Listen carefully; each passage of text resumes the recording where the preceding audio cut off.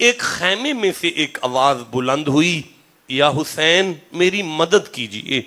جب میرے امام نے پلٹ کر دیکھا تو وہ کوئی خیمہ اور نہیں تھا،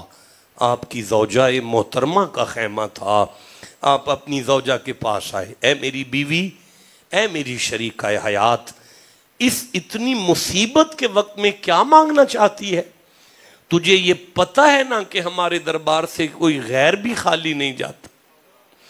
تجھے پتہ ہے ہم باپ کے دشمن کو، قاتل کو پانی پلانے والے لوگ ہیں، اتنی مصیبت میں تو مجھ سے مانگنا چاہتی ہے، کیا مانگنا چاہتی ہے؟ ہاتھ جوڑ کر بی بی عرض کرتی ہیں، یا امام، میں نے ساری عمر آپ کی کنیز ہونے کا حق ادا کیا، پھر بھی زندگی میں اگر مجھ سے کوئی کوتاہی ہے تو نانی کی زلف کے صدقے معاف کیجئے گا، لیکن آپ کے 18 سال کے اکبر سے یزید کا ویر ہو سکتا ہے، آپ کے بھائی عباس کے ساتھ دشمنی ہو سکتی ہے، آپ کے قاسم کے ساتھ دشمنی ہو سکتی ہے،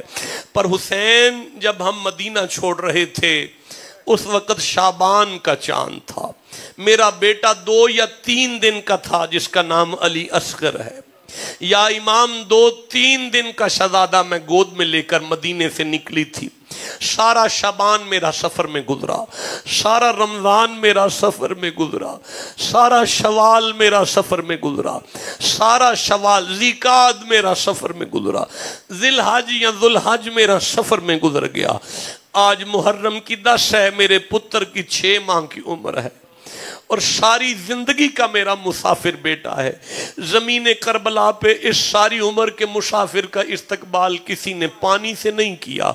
بلکہ پیاس سے کیا ہے۔ امام، مجھ سے برداشت نہیں ہو رہا، میرا 6 ماہ کا شہزادہ ہے، آپ اپنے ہاتھوں سے لے جائیں اور جا کے یزید کے خیمے میں کوئی تو، یزید کے لشکر میں کوئی تو اولاد والا ہوگا نا، کسی کے سینے میں تو گوشت کا دل ہوگا نا، اعلان کریں کوئی ہے جو علی اصغر۔ ایک دفعہ امام نے اپنی زوجہ کو دیکھا اور کہنے لگے، تمہیں پتہ ہے ہمیں مانگنا نہیں آتا، تمہیں پتہ ہے ہمیں مانگنا نہیں آتا، ہمارا گھر مانگنے والوں میں سے نہیں ہے، ہمیں ہمیشہ بانٹنا آیا ہے۔ ہاں اگر تو کہتی ہے تو میں اتمام حجت کے لیے چلا جاتا ہوں۔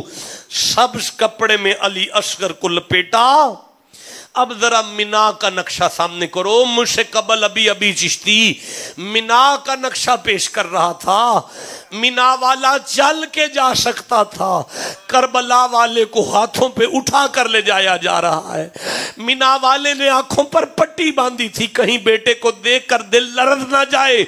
کربلا والا ہاتھوں پر اٹھا کے لے جا رہا ہے، مینا والا جسم کو بنوا رہا تھا کہیں میں تڑپ نہ جاؤں، کربلا والا کھلا جسم 6 ماہ کا جا رہا ہے۔ اب حسین نے اعلان کیا، کوئی ہے جو میرے چھوٹے سے ننھے سے بچے کو، اور یار کربلا میں چیم گوئی شروع ہو گئی، قرآن لے کر آگئے ہیں صلح کے لیے، آواز دے کے فرماتے ہیں، بدبختو یہ قرآن نہیں میرے جگر کا پارا ہے، میرے جگر کا ٹکڑا ہے، اصغر نام ہے، کوئی 2 بوند پانی پلائے گا میں حوض کوثر کا جام لے کے دوں گا نانا کی کچہری میں۔ شمر نے اس بدبخت کو آواز دی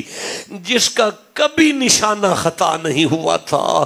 اس کا نام ہرملا تھا، بڑا پکا تیر باز تھا، اس نے آواز دے کے کہا، علی کے پوتے کو خالی نہ جانے دینا۔ ظالم نے وہ تیر نکالا جس کا وزن اصغر کے وزن سے زیادہ تھا، اور یہ میدان جنگ میں تیر گھوڑوں پر چلایا جاتا تھا، جانوروں پر چلایا جاتا تھا، ادھر کمان میں تیر آیا، ادھر خیمے کے پردے میں سے ماں کی نگاہ پر تیر پر پڑی، آواز دے کے فرماتی ہے، اصغر میں بادشاہوں کی بیٹی ہوں، اصغر میں نے دیکھ لیا ہے تیر کا نشانہ تیری طرف نہیں، اس بدبخت نے تیر کا نشانہ تیرے باپ کی طرف رکھا، اصغر اگر حسین کو تیر لگا میں تیری ماں تمہیں حق کے دودھ معاف نہیں کرنے والا۔ ادھر تیر نکلا،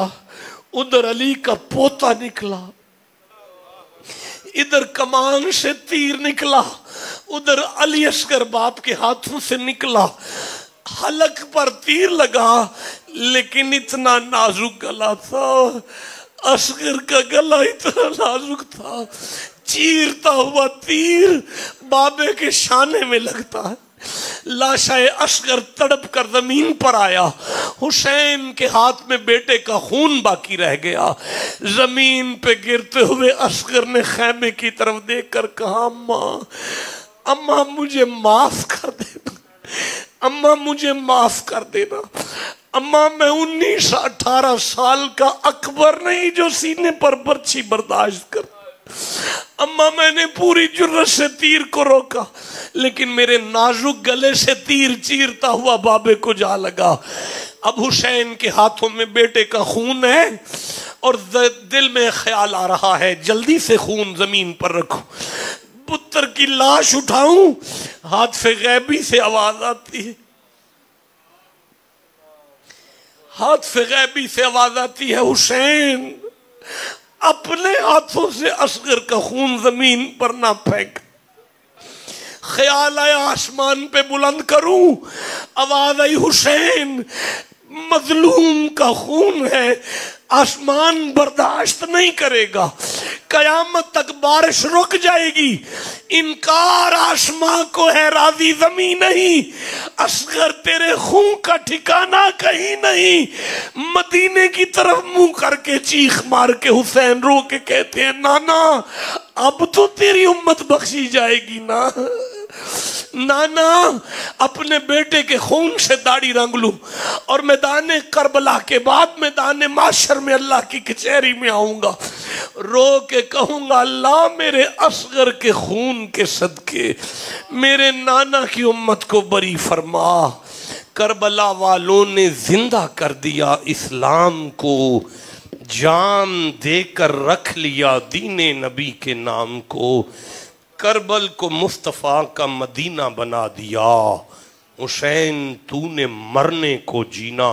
حافظ صاحب ان روتی ہوئی آنکھوں میں آپ ہمیں تھوڑا مزید نور عطا کریں. بیٹھے جی بیٹھے. میں صرف اتنا کہنا چاہتا ہوں، حافظ صاحب پڑھتے ہیں، وہ کسی نے کہا تھا کہ عاشور کا ڈھل جانا، اصغر کا وہ مر جانا، اکبر تیرے سینے میں برچھی کا اتر جانا. اور کہتے تھے شبیر معصوم سکینہ سے عباس کے لاشے سے چپ چاپ گزر جانا. اور ننھے سے مجاہد کو ماں نے یہ نصیحت کی، ننھے سے مجاہد کو ماں نے یہ نصیحت کی، تیروں کے مقابل بھی بے خوف و خطر جانا.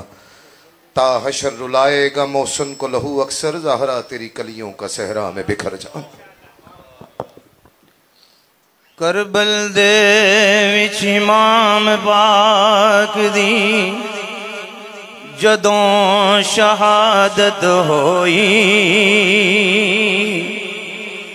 کربل دے وچ امام پاک دی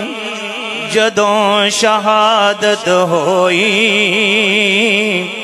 عرش خدا دا کمیاں نالے قبر نبی دی روئی، عرش خدا دا کمیاں نالے قبر نبی دی روئی. لاشاں اہل بیت دیاں خون دے اندر رنگیاں نے، او لاشاں وی ظالماں نے نیزے اتے ٹنگیاں نے. ویکھو صبر حسین دا یارو اکھ ذرا نہ روئی.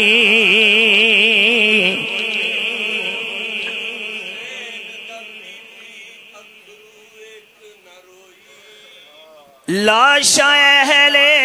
بیت دیاں خون دے اندر رنگیاں نے، او لاشاں وی ظالماں نے نیزے اتے ٹنگیاں نے. ویکھو صبر حسین دا بی بی اترو ایک نہ روئی، ویکھو صبر حسین دا بی بی اتھرو ایک نہ روئی عرش خدا دا کمیاں نالے قبر نبی دی روئی جسنو آپ رسول اللہ گودی وچ کھڑاؤں دے رہے جس دے جھولے دی ڈوری جبرائیل ہلاؤں دے رہے اس حسین دی گردن ظالمہ تیران نال پروئی اس حسین دی جسنو آپ رسول اللہ گودی وچ کھڑاں دے رہے جس دے جھولے دی ڈوری جبرائیل ہلاں دے رہے اس حسین دی گردن ظالمہ تیران نال پروئی اس حسین دی گردن ظالمہ تیران نال پروئی عرش خدا دا کمیاں نالے قبر نبی دی روئی عرش خدا دا کمیاں نالے قبر نبی دی روئی